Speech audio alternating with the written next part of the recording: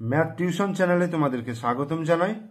আজকে এই ভিডিওর মাধ্যমে আমরা পড়ব ক্লাস 8-এর কোষে দেখি 11, চ্যাপ্টারের নাম হচ্ছে শতকরা এবং পেজ নম্বর হচ্ছে 112 পাতা, আর দাগ নম্বর 8, 9, 10, 11 তোমাদেরকে এই ভিডিওর মাধ্যমে আমি দেখাবো। তোমরা পুরো ভিডিওটা দেখো ভালো করে এবং প্রত্যেকটা অঙ্ককে ভালো করে বোঝার চেষ্টা করো। তাহলে শুরু করছি। দেখো 8-এর দাগের অঙ্ক। 8-এর দাগের অঙ্ক কি বলেছে? যে সাধারণত বায়ুতে নাইট্রোজেন, অক্সিজেন ও কার্বন ডাইঅক্সাইড গ্যাসের পরিমাণ যথাক্রমে 75.6%, 23.04% এবং 1.36%। তাহলে 25 লিটার বায়ুতে কোন গ্যাস কতটুকু আছে হিসাব করে লিখি। তাহলে এই যে পার্সেন্টেজ করে দিয়ে আছে, অর্থাৎ নাইট্রোজেনের পরিমাণ হচ্ছে 100-র মধ্যে 100 লিটার যদি ভাবি, তাহলে 100 লিটারের মধ্যে রয়েছে 75.6 লিটার। অক্সিজেন রয়েছে 100 লিটারের মধ্যে 23.04 লিটার, আর কার্বন ডাইঅক্সাইড রয়েছে 1.36 লিটার। ঠিক আছে, তাহলে আমার 25 লিটারের মধ্যে কতটা করে আছে আমাকে বার করতে হবে। তাহলে সাধারণ বায়ুতে, তাহলে এটা হচ্ছে 8-এর দাগের অঙ্ক।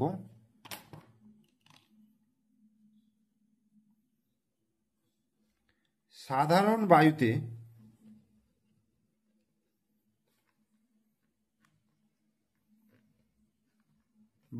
নাইট্রোজেনের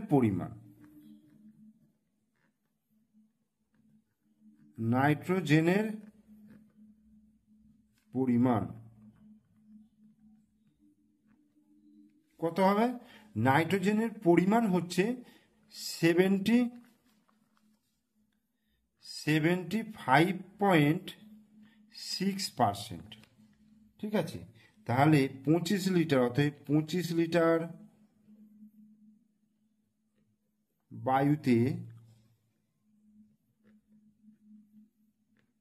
নাইট্রোজেনের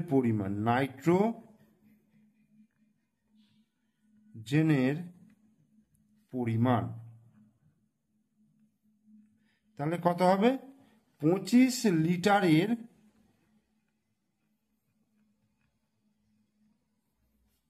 75.6%। এইটা রয়েছে 25 লিটারের মধ্যে, তাহলে কি 25 লিটারের 75.6%।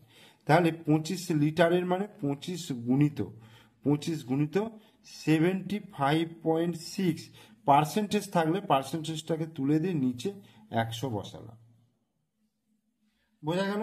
এইবার এইটাকে কাটছি। দেখো 25 আর 100 কাটলে 4 25 100, 25কে 4 দিয়ে গুণ করলে 100 হয়।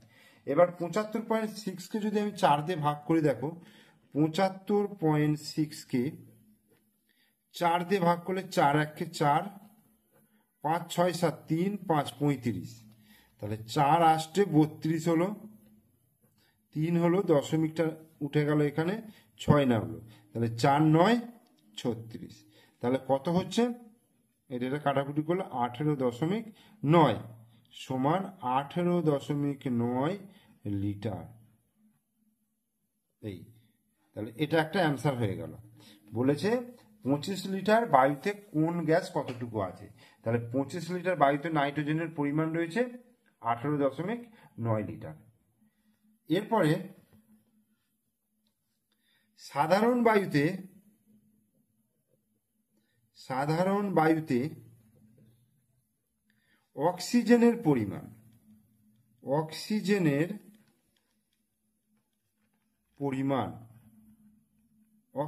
পরিমাণ কত রয়েছে? 23.04%। 23.04%। তাহলে অতএব 25 লিটার বায়ুতে অক্সিজেনের পরিমাণ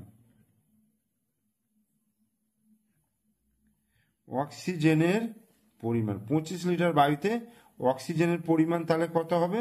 সমান সমান দিয়ে 25 লিটারের 23.04%। এটা হলো। তার মানে 25 গুণিত 23.04 বাই, তাহলে পার্সেন্টেজ তুলে দিলে কি হবে, নিচে 100 খেলো, তাহলে 25 আর 100 খেলে 4 25 100। এবার 23.04 কে আমি ভাগ করব কত, 4 দিয়ে, তাহলে 4 5 20 হয়ে গেল। এই 3 নামলো, দশমিকটা কি করব, উপরে তুলে দিলাম, 0 নামলো, তাহলে 4 7 28, 8 10 থেকে 8 বিয়োগ করলে 2 হলো, আর এখানে 2 আর 1 3, 3 আর 3 মিলে গেল 0, আর এখানে 4 নামলো, তাহলে 4 6 24। তাহলে কত হলো, এটা কাটাকুটি করলে 5.76 সমান 5.76 লিটার।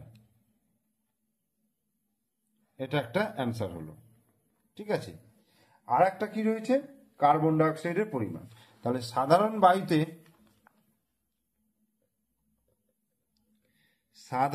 বায়ুতে কার্বন ডাই অক্সাইডের পরিমাণ, কার্বন ডাই অক্সাইডের পরিমাণ হচ্ছে কত, 1.36%। তাহলে আমি 25 লিটারের মধ্যে বার করব, অতএব 25 লিটার বায়ুতে কার্বন ডাই অক্সাইডের পরিমাণ, কার্বন ডাই অক্সাইডের পরিমাণ কত হবে, 25 লিটারের 1.36%, 25 লিটারের 1.36%। তার মানে হচ্ছে 25 গুণিত 1.36 পার্সেন্টেজ তুলে নিচে 100 খেলো, তাহলে 25 আর 100 কাটলে 4 হলো।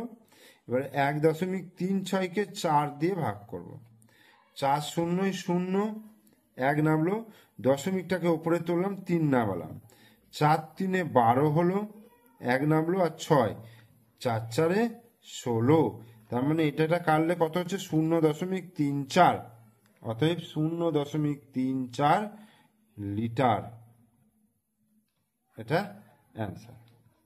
তাহলে 8 দাগের অঙ্কটা, তাহলে আমি 3টে নাইট্রোজেন, অক্সিজেন এবং কার্বন ডাইঅক্সাইডের পরিমাণ কিন্তু 3টে বার করে দিলাম। এরপরে 9 দাগের অঙ্কটা বলছে যে তৃষা মিলন দাদার বইয়ের দোকান থেকে একটি বই কিনলো। মিলন দাদা বইয়ের উপর লেখা দামের উপর পর্যায়ক্রমে মানে পরপর একবার 10% ও 5% ছাড় দিলেন। বইটির উপর লেখা দাম 200 টাকা হলে তৃষা মিলন দাদাকে কত টাকা দিল হিসাব করি। তাহলে প্রথমে কি হচ্ছে, 10% ছাড় দিচ্ছে, তারপরে আবার 5% ছাড় দিচ্ছে। তাহলে কি লিখবো, বইটির উপর লেখা দাম,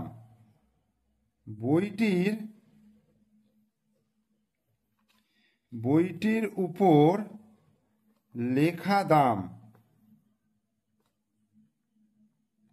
বইটির উপর লেখা দাম কত টাকা রয়েছে, লেখা দাম রয়েছে 200 টাকা। ঠিক আছে, 200 টাকা দাম রয়েছে। এবার এই 200 টাকার উপরে প্রথমে 10% ছাড় দিচ্ছে। প্রথমে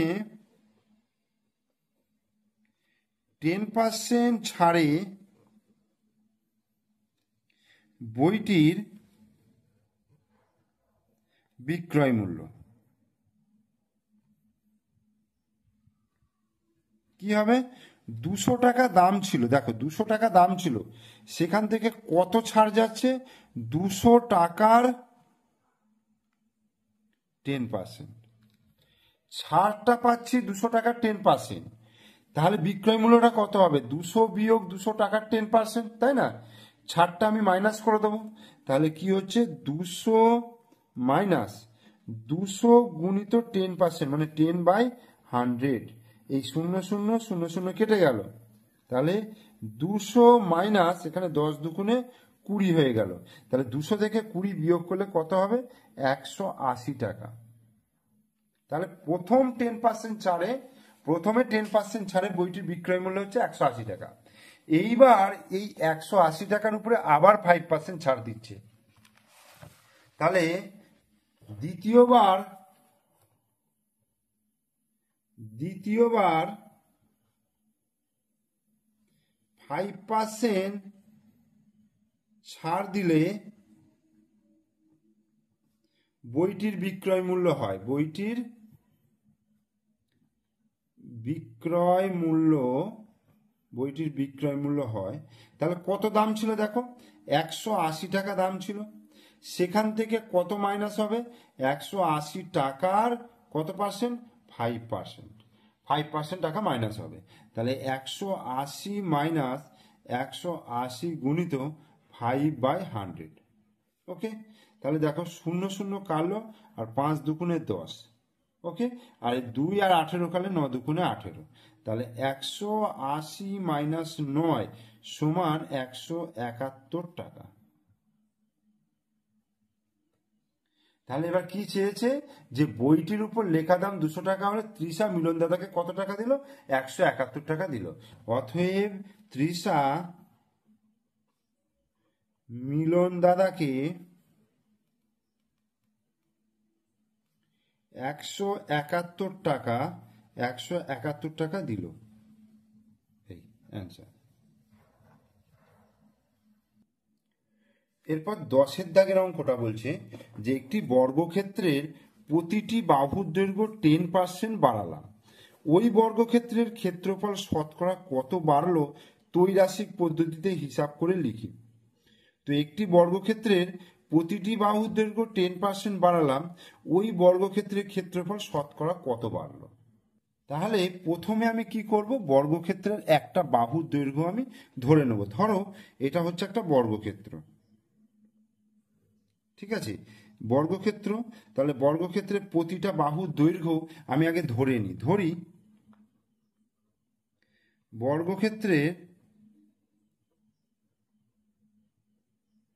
বর্গক্ষেত্রের প্রতিটি বাহুর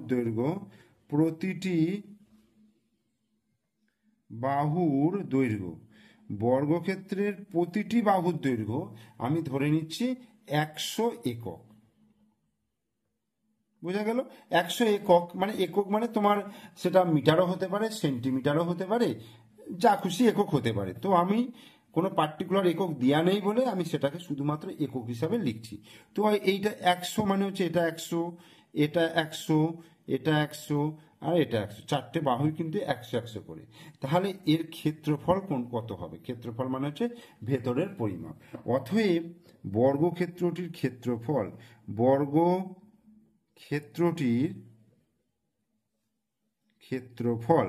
তাহলে বর্গক্ষেত্রটির ক্ষেত্রফল কত হবে, আমরা জানি বাহু গুণিত বাহু এত বর্গ একক,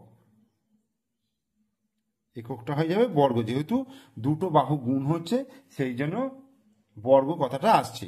তাহলে বাহুকে বাহু দিয়ে গুণ করলে দেখো 100 গুণিত 100, তাহলে এটা কি লিখবো, বর্গ একক। 100 গুণিত 100 বর্গ একক। তাহলে 100কে 100 দিয়ে গুণ করলে 1 2 3 4, তাহলে একের পিঠে দুটো আর দুটো চারটে হয়ে গেল, চারটে শূন্য হয়ে গেল। তাহলে এটা হচ্ছে 10,000 বর্গ একক, মানে এর ভেতরের যে পরিমাণটা বেরোলো সেটা হচ্ছে 10,000 বর্গ একক, এটার পরিমাণ বেরোলো। এইবার বলছে যে বাহুর দৈর্ঘ্য 10% বাড়ানো হলো, বাহুর দৈর্ঘ্য 10% বাড়ানো হলো মানে বর্গক্ষেত্রটা আর একটু বেড়ে গেল। ধরো এরকম 10% বাড়ানো মানে কি 100-তে 10 বাড়ানো, আর আমার তো বাহুর দৈর্ঘ্য আমি 100ই ধরেছি, তাহলে 100-তে 10 বাড়া মানে 110 হয়ে যাবে বাহুর দৈর্ঘ্য। তাহলে এইটা 110, এইটা 110, এইটা 110, এটা 110। তাহলে আমার এর ক্ষেত্রফলটা বার করতে হবে। তাহলে আমি কি লিখব, যে বর্গক্ষেত্রের বাহুর দৈর্ঘ্য 10%, বর্গক্ষেত্রটির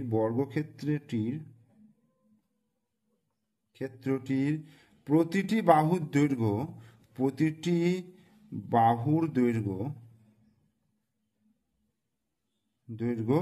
10% বাড়ালে হয় কত হবে, দেখো আগে ছিল 100, তার সঙ্গে কত যোগ হচ্ছে, 100-র মধ্যে আবার 10 যোগ হচ্ছে, মানে 110 একক। অতএব পরিবর্তিত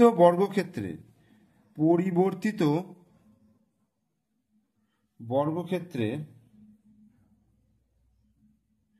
পরিবর্তিত বর্গক্ষেত্রের তাহলে কি হবে ক্ষেত্রফল, মানে এই বর্গক্ষেত্রটার ক্ষেত্রফল।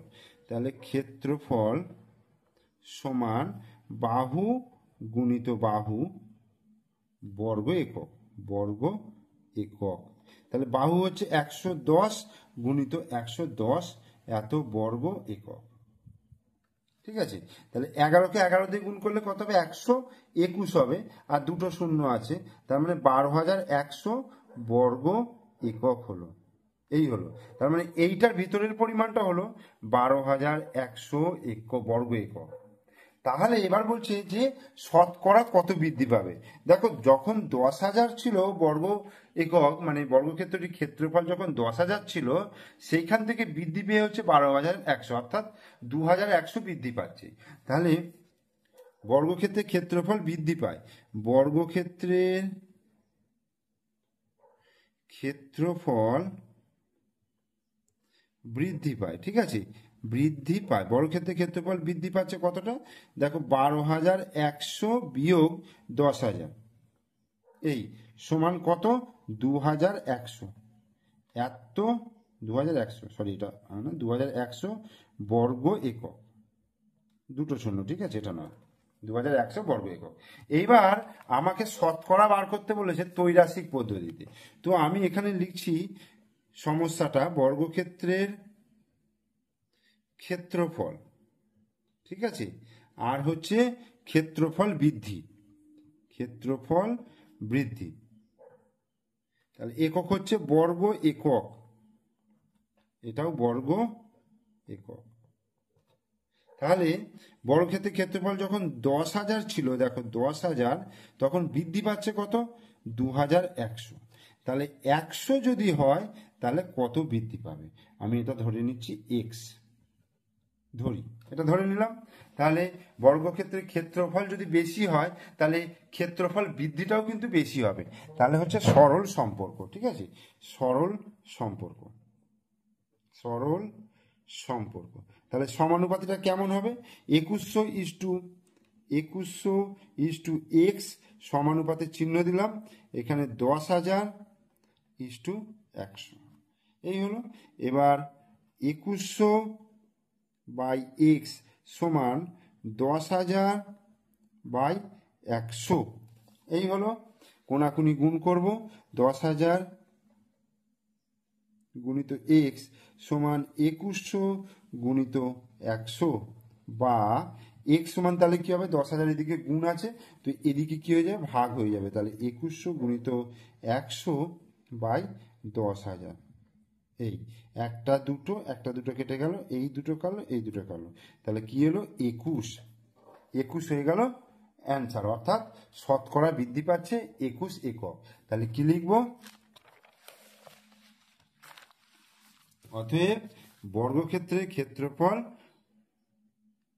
বর্গক্ষেত্রের ক্ষেত্রফল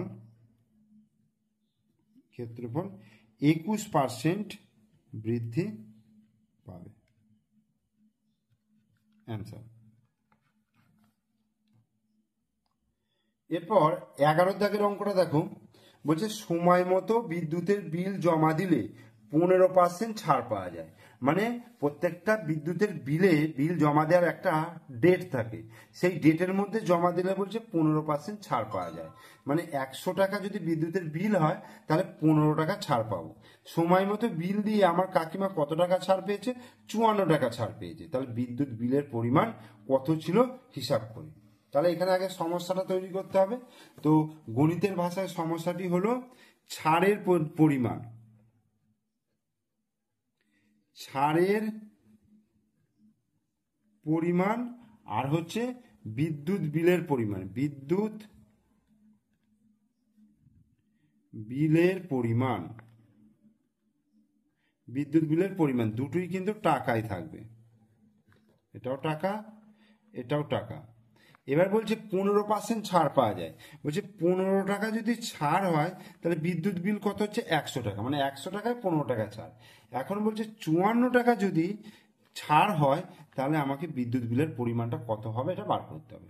তো আমি এটা ধরে নিচ্ছি এক্স, ধরি ঠিক আছে, এক্স আমি ধরে নিচ্ছি। তাহলে ছাড়ের পরিমাণ যদি বাড়ে তাহলে বিদ্যুৎ বিলের পরিমাণটাও বাড়বে, কারণ যত বেশি বিদ্যুৎ বিল হবে তত ছাড় বেশি পাওয়া যাবে। তাহলে সরল সম্পর্ক, অতএব বিদ্যুৎ বিলের পরিমাণের সঙ্গে বিদ্যুৎ বিলের পরিমাণের সঙ্গে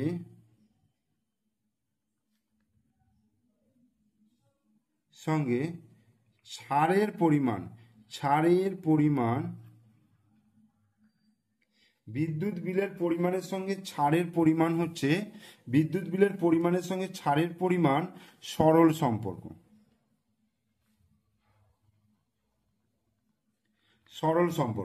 অতএব দেখো বিদ্যুৎ বিলের পরিমাণের সঙ্গে ছাড়ের পরিমাণ হচ্ছে সরল সম্পর্ক।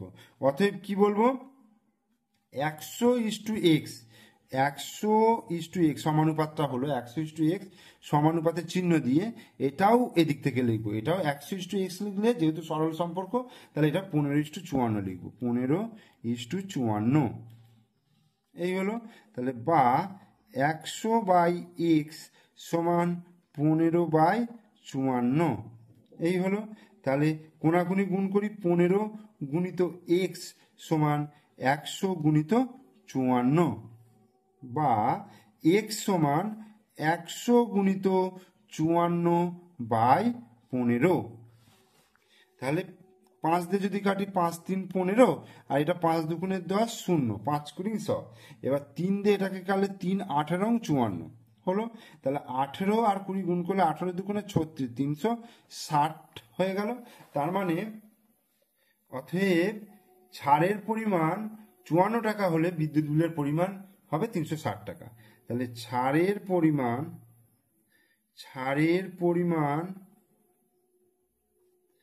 54 টাকা হলে বিদ্যুৎ বিলের পরিমাণ হবে